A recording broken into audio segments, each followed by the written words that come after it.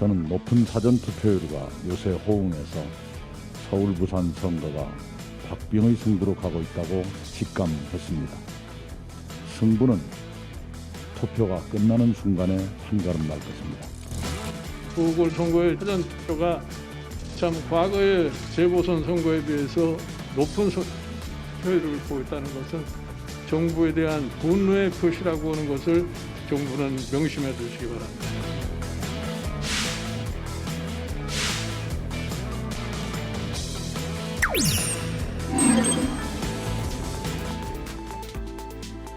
여러분 안녕하십니까. 4.7 재보궐선거가 이틀 앞으로 다가오면서 선거전이 뜨거워지고 비난전도 거세지고 있습니다. 오세훈 서울시장 후보가 2005년 내곡동 땅 측량 뒤에 식사를 했다고 주장하는 생태탕집 주인과 아들은 당초 예정했던 기자회견을 해코지가 두렵다면서 취소한 상태입니다. 박영선, 오세훈 후보 간 오늘 마지막 TV 토론에선 어떤 말이 오갔는지 짚어보도록 하겠습니다. 사사건건 시작합니다.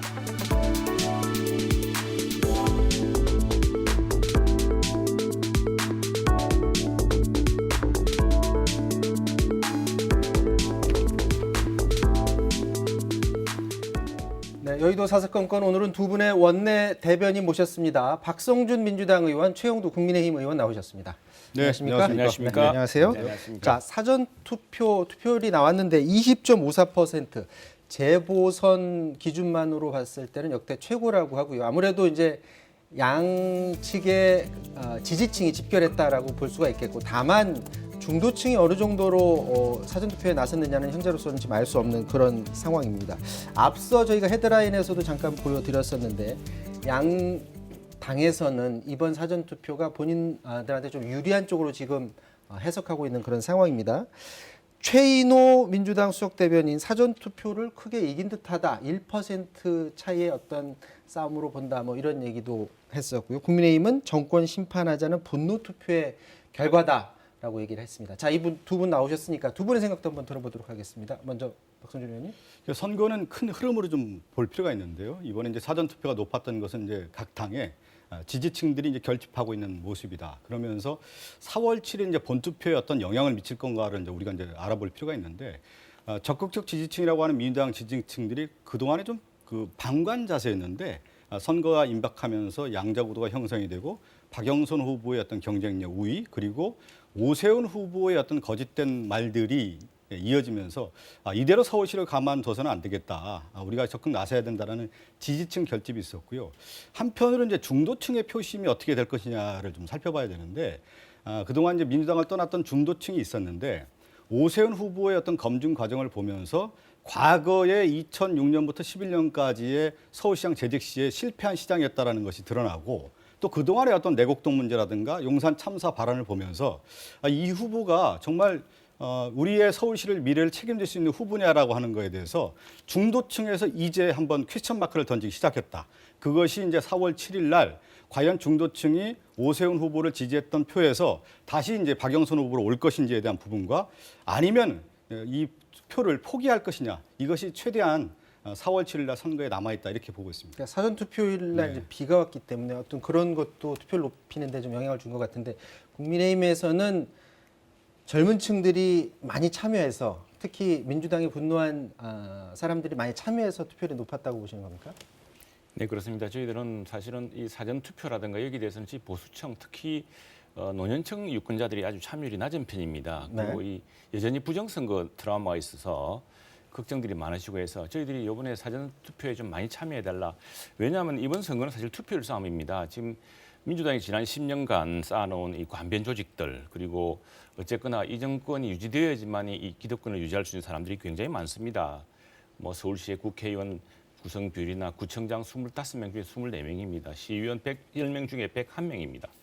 이런 광변 조직을 장악한 상황이기 때문에 지금 뭐 민주당은 워낙 사전 투표를 많이 하는 데다가 기본적으로 또 이런 서울의 경우 조직시가 막강하기 때문에 저희들은 사전 투표 좀 많이 나서달라고 요청했고 실제로 그런 이제 종전과 달리 저희 지지층 특히 20, 30대에서 유세장에 가보면 과거에는 없던 현상들을 많이 느낀다는 것이죠. 그래서 사실은 지금 민주당이 사는 이야기들 보면 참 어떻게 저렇게들 말씀들을 잘 꾸며대시나 싶은데 그냥 저는 사실은 이 투표일 전에도 여론조사를 다 공개를 했으면 좋겠습니다. 없으니까 자꾸 뭐 1%가 앞선다.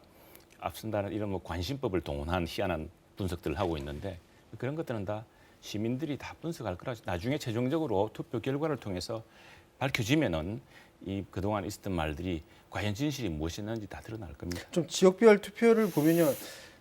사전 투표를 봤더니 뭐 그 조사 결과를 봤더니 이전에 선거에서도 항상 투표율이 높았던 곳에서 이번에도 좀 비슷하게 높게 나왔는데 실제 유세 현장에서는 어떻습니까? 그런 지역일수록 어떤 호응들이 좀 있는지요? 제가 여기 방송하기 전에 네. 제 지역구 중구에 있는 남대문 시장을 저희 지역 국회의원들 몇 분과 이제 함께 네. 지역 선거 운동을 좀 갔었는데요. 선거 운동의 이제 큰 흐름이 한 2주 전에는 사실 냉담한 분위기가 분명히 있었습니다. 네. 그러다가 주말이 지나고 지난주에 토론이 2번 거치고요. 또 사전 투표 분위기에서 우리 당의 어떤 지지층이 이제 결집하는 것을 피부로 느꼈고요. 또 한편으로는 이번 토요일, 일요일이 지나는 시점에서 좀 분위기가 바뀌었다. 현장에 오늘 월요일 날 남대문 시장을 다녀봤는데 그 피부로 좀 와닿는 이 변화의 물결을 좀 느낄 수 있기 때문에 우리가 이제 역대 선거를 보면은 선거 3일 전이 매우 중요하다고 합니다. 그래서 오늘 딱 시점 볼 때 4월 5일이기 때문에 4월 7일 시점으로 해서 양 이틀간 민주당의 어떤 총결집 그리고 우리 지지층의 어떤 결집을 통해서 중도층까지 이제 확장을 한다고 하면 변화의 물결로 이어져서 좀 해볼 만한 싸움이다, 할 수 있다 이런 자신감이 붙은 시기라고 볼 수 있습니다. 박성준 의원 유세 현장을 다녀봤더니 좀 민심이 막 요동치고 있는 것 같다라는 그런 말씀인 것 같아요. 네, 민주당 핵심 지지층이 그렇겠죠. 지금 뭐 끝없이 계속 이 10년 동안 이런 상황을 이끌어오지 않았습니까? 그런데 정말 민심들 보면은 놀랍습니다. 저희들은 놀랍죠. 왜냐하면 서울 같은 경우에 저희들이 득표율이 아주 많이 뒤지지는 않았지만 지난 선거에서 거의 대부분 다 졌습니다. 그리고 20대, 30대의 반응,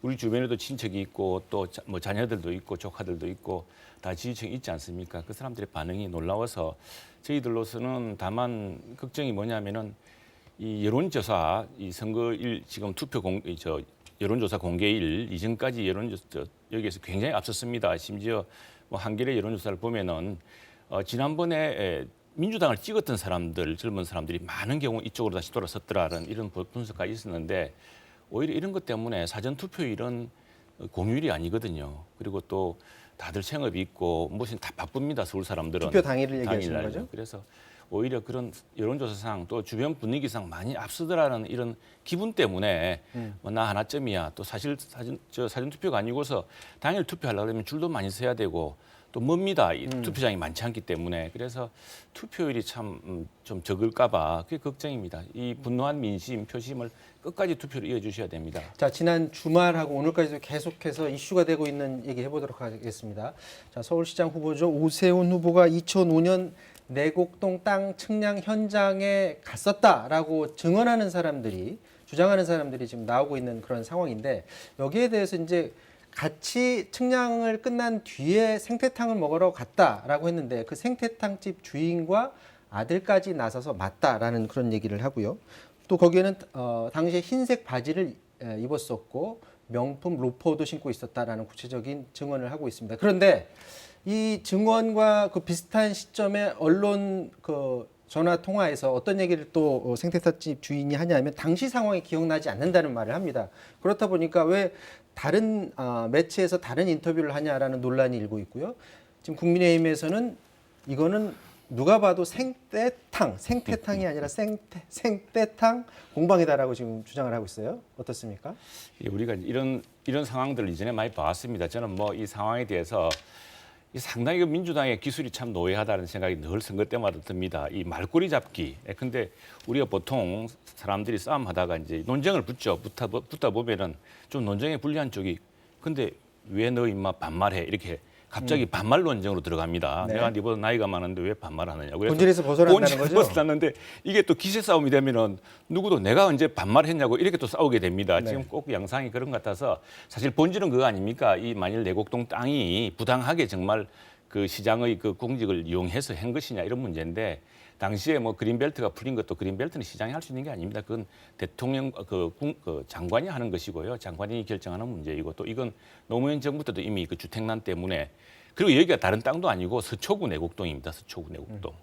그리고 그린벨트 풀어가지고 자기가 득 본 게 아니라 그린벨트 풀리면서 바로 수용당했습니다. 수용당했다는 게 풀린 겁니다. 그리고 뭐 그 개발 정보를 알고서 투자한 것도 아니고 이미 3, 40년 전에 장인이 이제 사둔 땅인데 뭐 그게 갑자기 어느 순간에 너 왜 반말하고 그래서 너 왜 말이 바뀌어 이제 이걸 바뀌는데 중대한 거는 이제 끝까지 한번 가보고 싶습니다. 이 문제는 끝까지 다루고 볼 텐데 아마도 지금 당사자가 지금 말끝을 흐리는 것은 또 무엇인가 있을지 모르겠습니다만 지난 몇 번의 선거에서 우리가 경험한 게 있습니다. 하나는 김대엽 사건이고 또 하나는 뭐 한인옥 예전에 이해창 후보 부인 한인옥 여사가 뭐 어떻게 부천에 뭐 땅을 샀네 뭐 했나는 있었습니다. 둘 다 사기로 밝혀졌죠. 김대엽 같은 경우는 제가 당시에 법조 기자를 해서 기억도 생생한데 테이프가 확실한 진분이라고 여기에 그 병역 비리에 모든 녹취가 다 들어있고 이것은 기자들이 물었어요. 저도 당시에 있었는데 그 진본이 맞습니까? 그러니까 이건 유일무이한 진본이라 그랬습니다. 그런데 검찰 조사를 해보니까 그 테이프가 그 녹취가 되었다는 시점과 영 다른 그보다 한 몇 년 뒤에 2002년인가 싱가포르에서 만들어진 테이프였다는 거 아닙니까? 이런 식으로 반드시 진실은 드러나게 되어 있고요. 이런 식의 본질과 벗어난 이 말꼬리 싸움 이것도 이 심하게 가면은 그런 말하는 사람들이 크게 나중에 처벌받습니다. 근데 그런 것들을 잘 보셔야 되고 네. 하나의 공영방송 토론에서 이렇게 본질과 벗어난 이야기를 길게 할 필요가 있을지 저는 참 의문입니다. 그래서 이번 선거는 진심이 거짓을 이기는 싸움이 돼야 된다 이렇게 규정을 하고 싶고요. 정치의 이제 본령 중에 하나가 뭐냐면 많은 시민들에게 먹을거리와 아주 그 행복한 어떤 복지 정책이라고 하는 것도 부분이 있지만 정치가 해야 될 일 중에 하나가 억울한 사람을 만들어서는 안 되는 겁니다. 지금 오세훈 후보와 관련돼서 증언이 이어지고 있단 말이에요. 당시에 측량을 했던 측량 팀장 그리고 경작을 했던 경작인이 그 당시 측량할 때 말뚝을 박아줬던 사람 그리고 그 당시 식당에 가서 생태탕을 먹었다고 하는데 그 생태탕 가게의 주인은 엄마와 아들까지 오세훈 후보를 직접 받고 대화까지 나눴다. 그리고 맥주까지 마셨다라고 하는 얘기가 나오는데 저도 이제 방송을 오래 했지만 사람에 대한 인식 구조가 비슷합니다. 손짓, 몸짓, 그다음에 그 사람의 옷 입는 거, 말하는 태도 이런 것들이 인식에 남기 때문에 사람을 기억하게 되는 겁니다. 단순하게 하나의 이미지만 갖고는 기억할 수가 없는 거고 그 사람과 오랜 시간 동안 얘기를 했고 또 그동안에 그 사람을 봤던 기억이 총합이 되기 때문에 이 사람이 오세훈이다라고 하는 특정을 하게 되는 거고 그것을 자신 있게 말하는 건데 이 수많은 사람들에게 측량팀장이라든가 이 경작인이라든가 지금 어머니 아들까지 다 거짓이라 그래서 수사를 해야 된다라고 하는 협박까지 하면서 이 사람들에게 상당히 어려움에 처하게끔 만들어가는 어떤 구도를 좀 가고 있는데 저는 진심이 반드시 이기는 싸움이 될 것이라고 생각되고요. 네. 오세훈 후보에 관련된 내용을 좀 쭉 보면은 거짓으로 일관되고 있다라는 것이 지금 시민들에게 드러나고 있지 않습니까? 그렇기 때문에 오세훈 후보가 정정당당하게 자신의 어떤 얘기에 대해서 이 부분에 대해서도 제대로 좀 밝히고 있지 못한 모습이 그대로 드러나고 있다고 생각됩니다. 지금 오세훈 후보도 관련해서 상호 모순된 진술을 계속하고 있다. 대응할 가치가 없다라고 말을 하고요.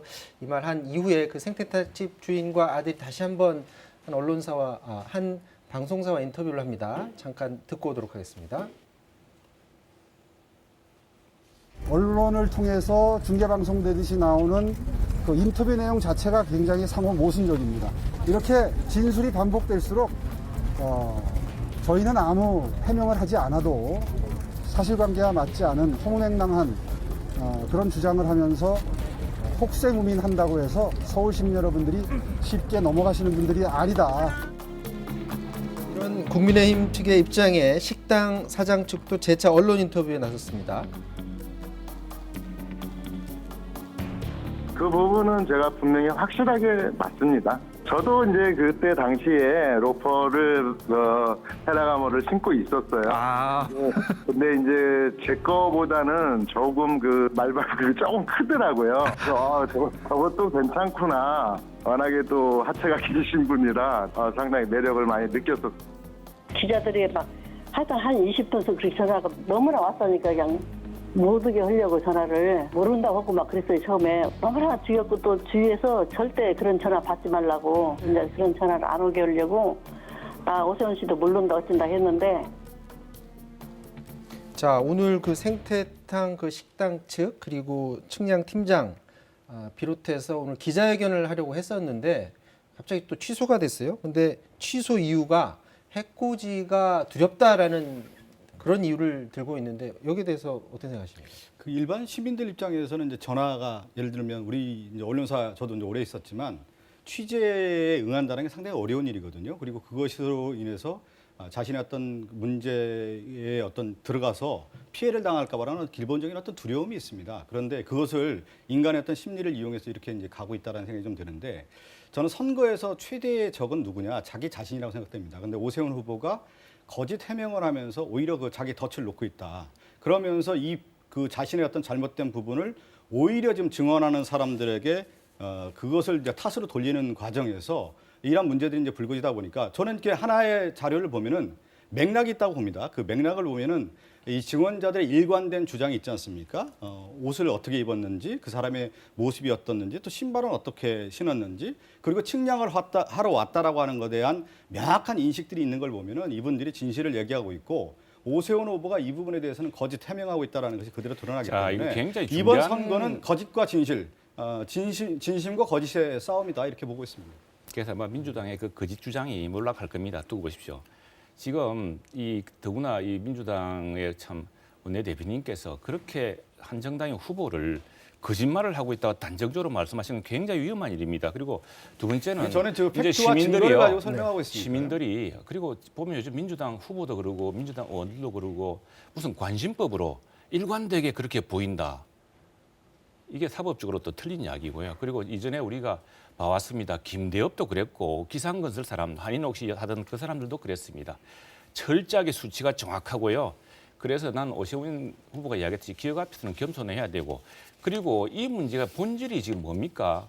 LH 사건에서 왜 갑자기 타고 넘어간 겁니까?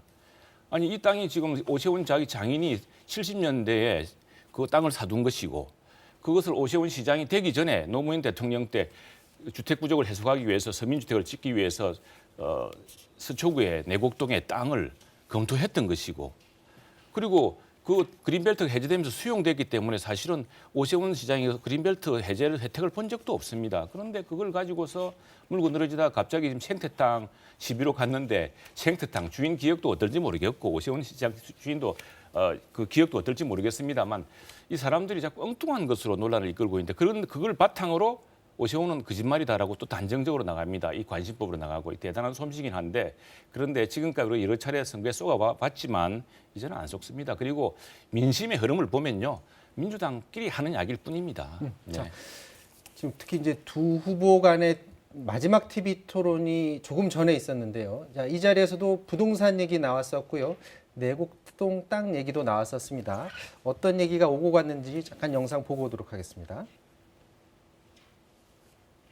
주민동의 절차를 생략했을 때 용산 참사와 같은 이러한 일이 다시 일어날 수 있습니다. 주민동의절차를 전체를 다 생략하는 게 아니라 그 비율을 완화해서 공약이 폐지로 돼 있습니다. 지금부터 주민 지수제의 정비 지수제의 폐지는 다시 말하면 용산 참사와 같은 것을 다시 불러들이겠다는 용산 참사와 것입니다. 같은 것은 네, 용산 참사의 임차인과 관련이 돼 있는 문제예요. 그러니까 용산 참사의 본질은 무엇입니까? 용산 참사는 임차인의 권익이 덜 보호된다고 생각하는 임차인 네, 여러분들이 임차인의 권익은 그럼 보호되면 안 됩니까? 해야죠. 어떻게 합니까? 그분들께 충분히 보상을 해드리고 어떻게 보상을 합니까? 이주 보상비를 해드려야죠. 어떻게 보상비를 얼마를 합니까? 이주 보상비를 충분히 해드리도록 충분히 얼마를 유도를 하시죠? 해야죠. 충분히 얼마를 합니까? 그 액수를 어떻게 아니 그것도 계산을 안 케이스마다 다른 하시면서 거를 어떻게 해지한다라는 공약을 할 수 있습니까? 이것은 일부 그러니까 기득권층을 위한 공약입니다. 뉴타운의 결과가 어떻게 됐습니까? 결국은 원주민 정착률이 얼마가 됐죠? 20 내지 30% 네, 정도 20 내지 30 그러면서 어떻게 강남북 균형 묻겠습니다. 발전을 얘기합니까? 가격 공약을 완화한다는 뜻으로 알아들으셔야죠. 그러니까 말을 계속 바꾸시죠. 질문할 때마다 답이 달라요. 자, 지금 그 여론조사 금지 기간 전까지 여론조사 결과에서 박영선 후보가 사실은 여러 기관마다 다 밀리는 상황이었죠. 그렇다 보니까 좀 더 공세적으로 질문하는 모습들을 볼 수가 있었는데, 용산 참사 관련해서도 맹공을 퍼붓고요. 또 그 얘기하다가 내곡동 땅 얘기도 사실은 나왔습니다. 그래서 내곡동 땅 얘기하면서 그 문제 오세훈 후보 측에서는 그럼 나중에 수사기관에서 다 대질 실문으로 다 밝혀질 것이다 이렇게 얘기를 하니까 왜 그걸 그때 수사기관에 맡기냐? 지금 당장 대질 신문하면 될 것 아니냐? 막 이런 얘기까지 했어요. 어떻게 보십니까? 아니 이제 이 오세훈 후보 이제 공약을 보면 용산 참사와 관련된 발언도 피해자 탓으로 좀 돌리고 있는데 오세훈 후보의 공약의 일관된 특징 중에 하나가 보면 재개발 재건축도 그렇고요. 일주일 안에 시동 걸고 뭐 1년 안에 성과가 얻겠다 이렇게 발표하는 걸 보면 단편적으로 인간의 욕망, 욕심, 욕구를 자극하는 선거 공약이에요. 그래서 그 시간에 가장 필요한 욕구를 자극해서 유권자에 환심을 사는 정책인데 그래서 어떻게 됐습니까? 용산 대참사와 같은 일이 일어났고 오세훈 후보의 공약을 보면 재개발 재건축하면 제가 볼 때는 이런 식으로 가면은 합리적 절차적 과정이 있지 않고 자신의 어떤 독단적인 어떤 정책 결정에 의해서 이루어진다고 하면 대형 참사가 일어날 수 있다. 그리고 제가 지역구가 중구거든요. 동대문 시장이 이제 제 지역구인데 DDP를 가보면 동대문 시장에 있는 분들과 얘기를 많이 나눠보면 어떻게 됐냐면 과거에 동대문 시장에는 사람들이 많이 와 있었다는 거예요. 그런데 DDP가 있으면서 시민들이 같이 함께 할 수 있는 공간이 안 되고 격리시키고 유리시키고 누더기 DDP가 됐다라는 거예요. 그러면서 어떻게 이런 것을 디자인 서울로 만들 수 있느냐 이 얘기를 하는 분들이 참 많이 있습니다. 네. 하나 더 얘기를 하죠. 세빛둥둥성 오늘 가서 치적이라고 얘기했던데 세빛둥둥성을 누가 치적이라고 합니까? 그 앞에 가보면 편의점에 가서 맥주 한 잔 먹는 분들이 대부분입니다. 상징성이라고 하는 것은 도시의 건축이라고 하는 것은 예전에도 얘기했는데 그 시대성도 담고요. 역사성도 담고 전통성, 문화성, 미래성까지 담아서 도시의 디자인이 이루어져야 되는 건데 제가 볼 때는 오세훈 후보 다시 한번 얘기하지만 시민들에게 욕구, 욕망, 욕심을 자극하는 어떤 선거 공약으로 좀 나서고 있다. 이래서는 안 된다. 네. 예, 지금 아마 이건 뭐 자가당착입니다. 결국 민주당 후보의 말씀도 그렇다면 도대체 어떻게 집을 갑자기 30만 원씩 짓겠습니까? 어디서 짓습니까? 공중에 짓습니까? 남산 위에 짓습니까?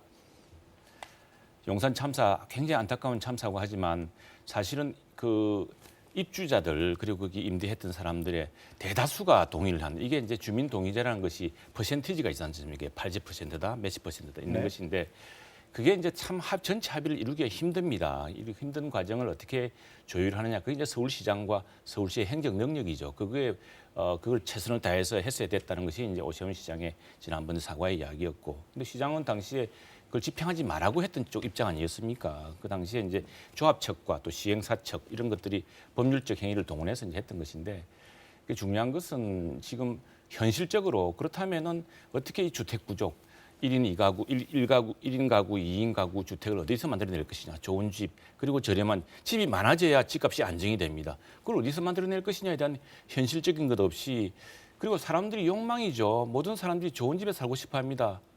근데 민주당 의원 뻔뻔스럽게 월세 185만 원씩 뻔뻔스럽게 받지 않았습니까? 우리가 걱정하는 것은 전세가, 우리 전세라는 게 특이한 제도입니다만 그 전세를 가지고서 다음 우리 집을 살 수 있고 뭐 그래서 저축할 수 있는 그런 계획이었는데 지금은 이제 전세를 못하고 전부 월세로 가고 있는 거 아닙니까? 이게 누가 만들었습니까?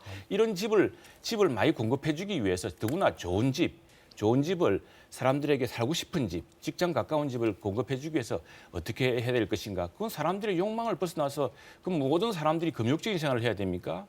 다 거기에 바탕에서 경제행위가 일어나는 것인데 그걸 바탕으로 정확한 시정 경험을 바탕으로 지금 재건축, 재개발이 지연되고 있는 지역, 여기에 모든 조건이 갖추어진 지역 이런 것들을 통해서 공급을 다시 공급하지 않으면 지금 박영선 후보나 오세훈 후보나 다 30만 원 이상 공급하겠다는 거 아닙니까? 어디서 공급합니까? 그러면? 자, 이렇게 박영선 후보의 맹공이 있었지만 사실 반대 공격도 있었습니다. 뭐냐면 이제 공시지가 관련해서 지금 공시지가 급등했다고 생각하지 않느냐라고 질문을 했습니다. 그랬더니 박영선 후보가 아니 오른 거는 공시지가 6억 이상만 관련해서 공시지가가 올라서 세금이 오른 거다라고 답변을 하면서 그렇다면은 그게 오세훈 후보가 이 문제를 과연 해결할 수 있느냐 이건 여당만이 해결할 수 있는 그런 문제다라는 답변을 했습니다. 자, 공시지가가 최근에 오르는 것에 대해서 지금 선거 캠프에서는 계획적인 것으로 지금 보고 있는 건가요? 요건 이제 제가 하나 이제 짚고 넘어가야 될 것 중에 하나가 이제 우리 최영두 대변인께서 뭐 지금 박주민 의원 관련된 얘기를 했는데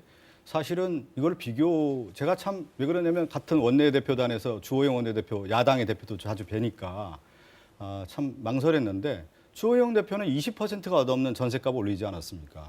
박주민 최고위는 9% 정도 올렸단 말이에요. 비교 분석한다고 하면 주호영 원내대표가 훨씬 더 그 척도로 봤을 때는 잘못됐다. 그러면 네. 대국민 사과를 더 철저하게 해야 되는 것이 아니냐 이렇게 좀 말씀드리고 싶고요. 자, 지금 그 대목 잠깐만 답변드리겠습니다. 그건 중요한 지적하셨습니다. 저도 물어봤었는데 반포에 세상에 4억 5천만 원짜리 전세가 있습니까? 그것도 40평대입니다. 그걸 3억 5천 하던 것을 지금 그 다른 사람들은 훨씬 높습니다. 그래서 더구나 우리 당에서는 지금 전세 제도, 이 제도가 불가피하고 이것은 주택 공급을 이어가는 과정이었고 그렇기 때문에 저 주택 임대차 3법을 반대했던 겁니다. 반대했던 사람들이 그것보다 훨씬 논의 이전에 지금 동네 새로운 계약 경신에 따라서 이루어진 것이고요. 우리가 당시에 반대했을 때 왜 반대냐면 앞으로 우리가 전부 월세 난민을 만들 것이다. 이 전부 전세를 없애자는 이제 그 임대차 3법이 그런 취지거든요. 말하자면 그렇게 되면은 또 결과가 어떻게 됐습니까? 박주민 의원이 월세 185만 원. 얼마나 그게 엄청난 월세인 줄 아십니까? 대졸 초임 다 꼬라박아야 되는 겁니다. 어떻게 저축하고 어떻게 집 마련합니까? 그 비교하면 1억에 185만 원이었는데 지금 얘기하는 거 보면 그 당시 그 아파트의 가격 비교를 했을 경우에는 박주민 최고위원의 그 아파트 전세값이라는 것이 월세값이라는 것이 주제로 상대적으로 이제 좀 다시 낮았다는 얘기를 다시 한번 좀 돌아가시죠. 강조드리고요. 그랬을 경우에 비교 분석했을 때 주호영 원내대표의 그 전세값이라는 그 비율을 봤을 때는 월등하다는 말씀이죠. 거기에 대한 말씀을 지적을 했고 그 위선은 뭐 다른 네, 지금 이제 얼마나 공시지가 관련된 위선적입니까? 부분은 온갖 위선을 다 틀어놓고 전체적으로 이제 봤을 때 지금 저는 이제 박영선 후보님이 얘기한 부분이 좀 맞다고 보는데 전체적으로 지금 집값이 상승하다 보니까 거기에 맞춰서 공시지가가 상승한 부분이 있었다고 좀 말씀드리겠습니다. 네. 지금 저희들이 윤희숙 의원이 나는 임차인입니다라고 참 한번 호소하고 했던 우리가 반대했던 것은 우리가 시장을 두려워하기 때문입니다. 결국 시장은 공급과 수요의 결정이고 많은 사람들이 좀 더 깨끗한 집, 새 집을 사고 싶어하는 꿈이 있는 겁니다. 그런데 지금 돈은 많이 풀리고 있고 그래서 사람들이 자기 좋은 집 살겠다는데 그 욕망을 억누르면서 그걸 죄악시하면서 만든 결과 그래놓고 자기는 버젓이 전세값 다 올리고 월세로 바꾸어서 세상에 제일 나쁜 주거 형태가 월세입니다. 월세. 185만 원씩 월세 내가지고 어떻게 젊은 사람이 저축을 할 수 있으며 새로운 집을 꿈꿀 수가 있습니까? 월급을 다 틀어넣는 건데 그걸 막자는 것이 저희들이 전월세 임대차 3법을 반대한 이유였습니다. 그런데 그것이 예언인지 자백인지 박주민 의원은 딱 그걸 아무렇지도 않게 185만 원씩 월세 받지 않았습니까? 네. 자, 지금 서울시장 후보 간 토론회 관련해서 다시 정리된 그 리포트들은 이어지는 뉴스를 통해서 다시 한번 자세히 좀 들어보도록 하고요. 마지막 이제 시간이 거의 다 돼서 부산 얘기 잠깐 해보도록 하겠습니다. 지금 부산 선거도 검증 공방이 지금 주된 이슈로 계속해서 이어지고 있습니다. LCT 특혜 의혹권과 관련해서는 최근에는 관련 증언자도 나오면서 그 공방을 계속 이어가고 있는데 지금 박형준 후보에 대한 민주당 입장에서는 검증이라고 지금 표현을 하고 있습니다. LCT 건도 그렇고요. 또 성추문 폭로 조작 의혹 이런 것들을 계속 제기하고 있는데 내일까지 계속 이것만 계속 강조하고 가실 겁니까? 이것은 매우 중요한 거예요. 이제 우리가 후보를 받았을 때 그 후보가 어떤 삶을 살아왔느냐, 그 삶의 과정을 보면 과거에서 현재가 나오는 거고요.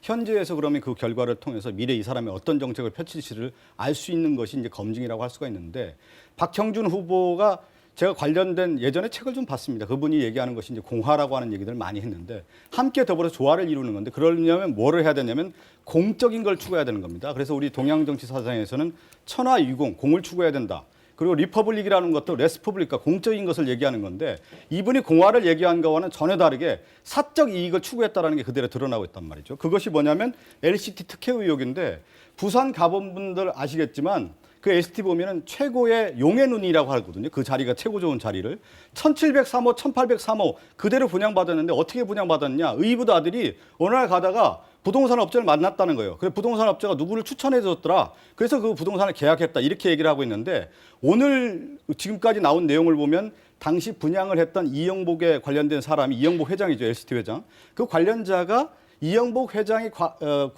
관리를 했던 아파트였다라고 하는 증언들이 지금 나오고 있기 때문에 이건 분명히 특혜 의혹이라는 부분을 다시 한번 지적하고 싶고요.